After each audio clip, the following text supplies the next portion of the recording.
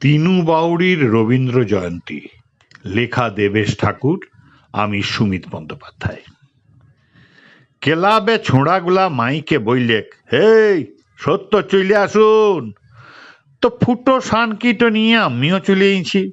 ছোড়াগুলা বইলেক, আজ গুরুদেবের জন্মদিন, 25শে বৈশাখ। তা আমিও গুরুদেবকে পেন নাম করে বললাম, গুরুদেব হে, পেটের বেদনাটা সারাই দাও, পেট ভরে খেতে লাচ্ছি, বেটার বউ খেতে দেয় না। তো ছোড়াগুলো বললে, ওই ট্রেনে বসো, গান হবে। বসলাম হেঁটো গিয়ে, কীর্তন হবে, পেশাদ দিবে, মৎসব হবে।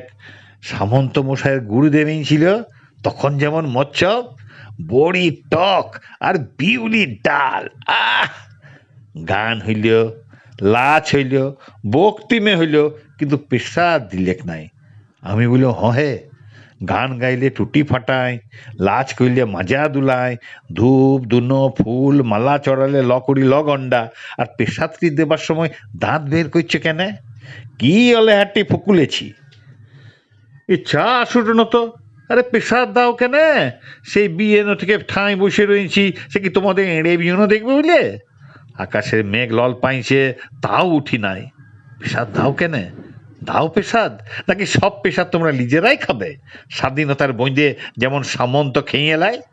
আমাকে বললে আলোরা এবং আকাট।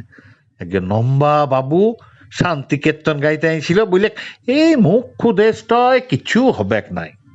তা হবে কি করে? খাবার যা সেসব তো নিজেরাই খেয়েছ। নিজেরা খাবে ক্ষীর কদম আর মোহনভোগ, আর আমাদের জন্য শুকনো বাতাসা আর গন্ডা গন্ডা বক্তিমা। গুরুদেব হে, তোমাকে ওইরা কিছু দেবেক নাই। পিপুড়ি ঝিঙে আর ডোড়াগোনা সব চাচি খাবে, আর তোমাকে দেবে শুকনো সুপুরি। তুমি এদের গুরুদেব হইও না। কাছা পড়ায় ভেক দেখিন যেমন ভিক মাঙ্গে, এরা তোমাকে আপাগাড়া বানাইছে। তুমি আমাদের ঘরে চলো ঠাকুর, গোবর নিকন উঠোনে জাম কাঠের পিঁড়ি দেবো বসতে।